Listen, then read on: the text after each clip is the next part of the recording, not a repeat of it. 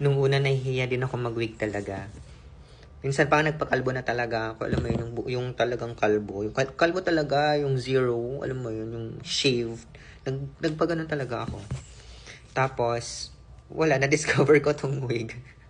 Trinay ko lang talaga to, guys. Like, sabi ko, wala namang mawawala kasi, syempre, wala nating magagawa sa noo.